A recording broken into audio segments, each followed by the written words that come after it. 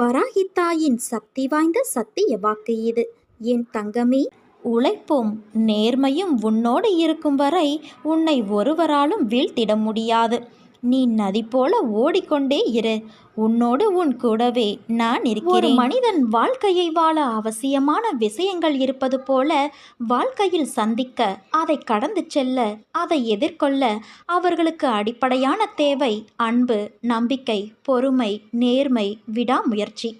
ஒரு கடினமான சூழலை கடக்க ஒருவருக்கு நீடித்த நம்பிக்கையும் குறையாத பொறுமையும் மிக முக்கிய தேவை. உன் வாழ்க்கையில் உன்னை தலைகீழாக மாற்றும் சூழல் வந்திருக்கலாம். அது உன்னை நடுங்க வைத்து உன்னை பாடாய்ப்படுத்தியிருக்கலாம். ஆனால் முயன்று மீண்டு வருவேன் என்று நம்பிக்கையை இழக்காமல் பொறுமையோடு அந்த சூழல் நிரந்தரமானது அல்ல என்று நேர்மறை எண்ணத்தில் எதிர்கொள்ள வேண்டும். அப்படி ஒருவர் நம்பிக்கை இழந்து நிர்கதியாயிருக்கும் சூழலில் அந்த ஆன்மா என்னை நோக்க செய்கின்றது. நம்பிக்கையை என் வார்த்தைகளால் நான் கொடுக்கின்றேன். அதை அவர் மனதில் பதிய, அவர் மனம் ஆனந்தமடைய சிறு லீலைகளை நடத்தி நம்பிக்கையை ஊர்ஜிதப்படுத்தி அதிகமாக்குகிறேன். உன்னிடத்தில் என்னை நம்புவதற்கு சிறு விஷயங்களை நடத்தி உன் ஆன்மாவோடு தான் இருக்கிறேன் என்ற உண்மையை வெளிப்படுத்தி உன்னை இக்கட்டான சூழ்நிலைகளிலிருந்து நான் விடுவிப்பேன். அது ஏன் அம்மா, நான் மட்டும், நிறைய பேர் இருக்கிறார்களே என்றுதானே நீ கேட்கிறாய்? ருணானுபந்தம், அதாவது ஜென்ம ஜென்மமாய் தொடர்கின்ற பந்தம்தான் நீயும் நானும். நீயும் நானும் சொற்களால் இரண்டாக இருந்தாலும் தாய் கருவுற்று சிசு தன் வயிற்றில் இருக்கும்போது இரு உயிர் ஒரு உருவமாய் இருப்பது போல நீயும் நானும் இருக்கின்றோம். அதனால்தான் என்னை நம்பி என்னிடம் வேண்டுபவர்கள் எவராக இருந்தாலும் எல்லோரும் ஒன்றுதான் என்று சொல்கிறேன். என்னை நம்பினோரை நான் கைப்பிடித்து கொண்டே இருப்பேன். என் அன்பு குழந்தையே, உன் மனம் தள்ளாடி கொண்டு இருக்கிறது. கடிவாளம் இல்லாமல் நீ ஓடிக்கொண்டு இருக்கிறாய். என்றாவது ஒரு நாள் விடியும் என்று காத்திருக்கிறாய். நீ அனுபவித்து வரும் துயரங்களிலிருந்தும் கடினமான சூழ்நிலைகளிலிருந்தும் விடுபட துடிக்கிறாய். மாற்றங்கள் நடக்கப் போகிறது. இனி வரும் காலங்களில் உன்னை பாராட்டி பெருமைப்படுத்தப் போகிறார்கள். நீ விரும்பிய வாழ்க்கையை வாழப்போகிறாய் குழந்தையே. உன்னுடைய தோற்றங்கள் புது பொலிவோடு அனைவரும் கவரும்படி இருக்கும். உன்னை தேடி அனைத்தும் வரப்போகிறது. நீ எப்படி வாழ வேண்டும் என்பதை உன் அன்னையான நான் எழுதி கொண்டு இருக்கிறேன். உன்னை அனைத்திலும் சிறந்து விளங்கும்படி உன் அன்னையான நான் செய்வேன். இனி கலங்காதே. எந்த சூழ்நிலையிலும் உன் அன்னையான நான் உன்னை கைவிடமாட்டேன். முடியும் என்ற அதிர்வை உன்னோடு மூச்சாக கொண்டு செல். உன்னால் எந்த விதமான வீழ்ச்சியின் எதிர்மறையிலிருந்தும் சூறாவளியாய் மீண்டு வர முடியும். நல்ல வாழ்க்கையை வாழ நினைப்பவர்கள் காயப்படுவார்கள். ஆனால் அவர்கள்தான் வாழ்க்கையில் என்றுமே ஜெயிப்பார்கள். நீ வாழ்க்கையை ஜெயிப்பதற்காக பிறந்த என் உயிர் குழந்தை. நீ ஜெயமாக வசந்தமாக வாழ்வாய் என் குழந்தையே. நீ தூக்கி எறியப்படும் இடங்களில் உன்னை நான் மேலே தூக்கி விடுவேன். காலதாமதமாகலாம், ஆனால் உனக்கு வெற்றி நிச்சயம் என் குழந்தையே. இது உன் அன்னையான என்னுடைய சத்திய வாக்கு. என் தங்கமே, உனக்கு நடக்க இருந்த ஆபத்திலிருந்து உன் அன்னையான நானே உன்னை காப்பாற்றியுள்ளேன். இனி நீ எதற்கும் கவலை கொள்ளாதே. உன் கருமவினை முடிந்து விட்டது. அம்மா, நான் ஓயாமல் ஓடிக்கொண்டு இருக்கிறேன். இன்னும் எப்போது என் துயரங்கள் அகலும்? எப்படி என் பிள்ளைகளை நான் கரை சேர்ப்பேன்? எனக்கு ஓய்வே இல்லையா? கைப்பிடித்து தூக்கிவிடக்கூட ஒருவர் இல்லை. தன் கையே தனக்கு உதவி என்று தினமும் ஓடிக்கொண்டே இருக்கிறேன். உடன் பிறந்தவர்கள் ஒதுங்கி விலகி செல்கிறார்கள். உறவுகள் என்னை விட்டு வெகு தூரம் சென்றுவிட்டது. எதற்காக இப்படி நீ புலம்பிக் கொண்டே இருக்கிறாய்? நான் ஒருவன் இருப்பதை மறந்து புலம்பிக் கொண்டு இருக்கிறாயே. முதலில் உன்னை முழுவதுமாக நம்பு.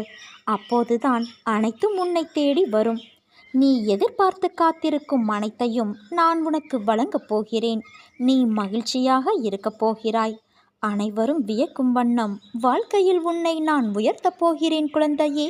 நான் வைத்த பரீட்சையில் நீ ஜெயித்து விட்டாய். நீ கவலைப்படாமல் இரு.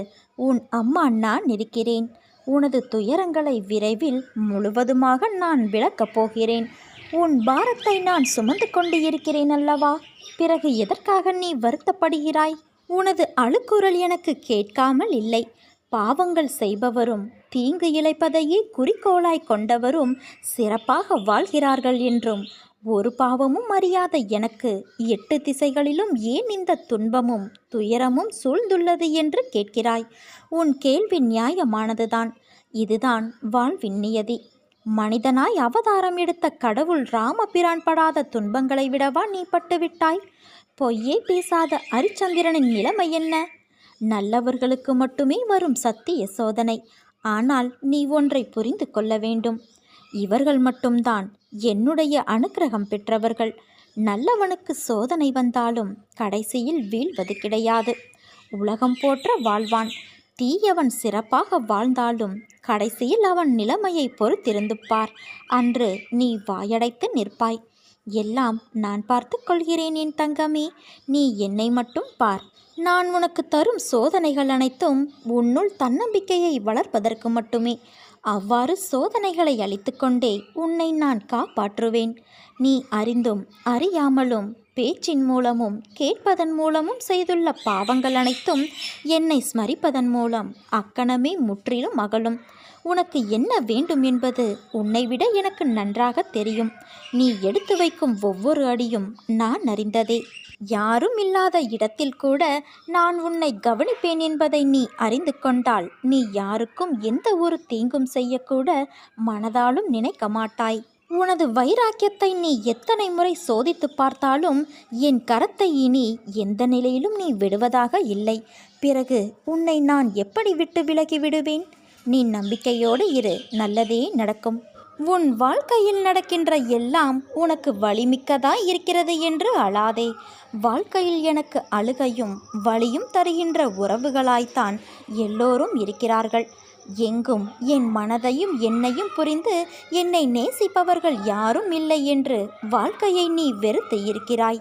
நீ உனக்கு நடக்க வேண்டும் என நினைக்கும் எல்லா காரியங்களும் உன்னை வந்து சேரும் நேரம் வந்து விட்டது. நிச்சயம் கூடிய விரைவில் அது உன் கையில் வந்து சேரும். நீ எதிர்பார்க்காதவாறு உன் எதிர்காலம் வசந்தமாய் அமைய எல்லா சந்தோஷங்களையும் நீ பார்க்கும்படி நான் செய்வேன். நீ எதை செய்தாலும் எந்த காரியத்தை முடித்தாலும் அனைத்தும் நான் என்று கூறிக்கொண்டு இருக்கிறாய். அந்த எண்ணத்தை உடனடியாக உன் மனதிலிருந்து அகற்றிவிடு. நான் நான் என்று சொல்லிக்கொண்டு இருக்கிறாய் அல்லவா? அந்த நான் யார் என்று சற்று உள்ளே பார். இந்த நான் என்னும் எண்ண விருத்தி எங்கிருந்து வருகிறது என்று கவனத்தை உள்முகமாக திருப்பு. இந்த உடலை நான் என்று சொன்னால் தூக்கத்தில் உடலை குறித்த நினைவு இல்லையே. ஆனால் சுகமாக தூங்கினேன் என்று மறுநாள் சொல்கின்றாய். அப்போது இந்த தூக்கத்தை யார் அனுபவித்தது? விழித்திருக்கும் போதும் இந்த நான் உள்ளது. உடலும் உலகமும் மறைந்த தூக்கத்திலும் இந்த நான் என்பது இருக்கின்றது. இந்த நான் என்னும் உணர்வு எங்கு உற்பத்தியாகிறது என்று தேடினால் இந்த நான் தன்னுடைய பிறப்பிடமான ஆத்மாவிற்குள் சென்று ஓடி ஒளிந்துவிடும். நான் தான் என்ற அகந்தையை அகற்றிப்பார்.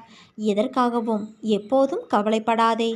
உன்னோடு உன் அன்னையான நான் இருக்கின்றேன். நன்றாக வாழ்ந்தவன் கெட்டதும் இல்லை, துயரங்கள் எதுவும் நிரந்தரமும் இல்லை. அதற்கு கர்ம பலன்கள் ஒன்று மட்டும்தான் காரணம். எதுவரை போகட்டுமோ போகட்டும், உன்னோடு நான் இருக்கின்றேன். நீ மனம் தளராதே குழந்தையே. அனைத்தும் ஒரு நாள் முடிவுக்கு வந்து சேரும். வாழ்வில் கடந்து வந்த பாதையை நினைத்து கலங்காதே. உன் கை ஓங்கி இருக்கும் சமயத்தில் உன்னை உபயோகித்தும் ஓங்கிய கைகள் இறங்கிய நிலையில் உன்னை உதாசீனப்படுத்தி கீழே வீழ்த்தி அழகு பார்க்கும். இது காலத்தின் கட்டாயம். உன்னை பற்றி அவர்களாக தெரிந்து கொள்ள வேண்டும். நீயாக விமர்சனம் செய்யக்கூடாது. உன்னிடம் அன்பாக பேசினால் போதும். கர்ணனைப் போல அனைத்தையும் கொடுத்து விடுவாய். ஆனால் பிறகு வருத்தப்படுவாய். தேவைப்படும் சமயத்தில் வரும் நண்பர்களும் சரி, உறவுகளும் சரி, உன் நிலை தடுமாறும் சமயத்தில் அருகில் வரவே யோசிக்கும். ஏன், நிழல் கூட மறைந்துவிடும். கண்ணாடி போல பிரதிபலிக்கிறது உன்னுடைய வாழ்க்கை. தைரியமாக இரு. எல்லாம் இழந்தாலும் நீ கலங்காதே குழந்தையே. உன் துயரங்களை போக்க நான் இருக்கின்றேன். உன் அன்னையான நான் இருக்கின்றேன். நீ பொறுமையாகவும் நம்பிக்கையோடும் இரு. எனக்கு ஆடம்பரமான பூஜைகள் தேவையில்லை. அன்பு மட்டும்தான் வேண்டும். என்ன துன்பம் வந்தாலும் மனதில் சலனம் கொள்ளாதே. என்னையே நினைத்துப்பார். என் உதவி எந்த வடிவிலாவது உனக்கு நிச்சயம் கிடைக்கும். தைரியமாகவும் நம்பிக்கையோடும் நீ செயல்படு. இந்த வயதில் உழைக்காமல் வேறு எந்த வயதில் உழைக்கப் போகிறாய்? சோர்வு, தோல்வி இவை அனைத்தையும் தூக்கி எறி. அதனால் வார்த்தையை பேசும்போது ஒவ்வொரு வார்த்தையையும் யோசித்து பேசு. உன்னை கோபப்படுத்தும் சூழ்நிலை வந்தாலும் அமைதியாக இரு. கோபத்தில் பொறுமையும் நிதானத்தையும் இழக்காதே குழந்தையே. அமைதியாக செல்வது என்பது தோற்பது என்று கருதாதே. தோற்பது முக்கியமல்ல, இறுதியில் யார் நிறைவடைகிறார்கள் என்பதுதான் முக்கியம். உனக்கு பிடிக்காத விஷயங்கள் நடந்தால் அந்த ஒரு நிமிடம் என் நாமத்தை நீ உச்சரி. நீ உன்னில் பார்க்கும் அனைத்துமாய் அகிலத்தின் ரூபமாய் உனக்கு நான் இருப்பேன். என்னை உன் நினைவில் கொண்டு வா. மற்றதை உன் அன்னையான நான் பார்த்து கொள்கிறேன்.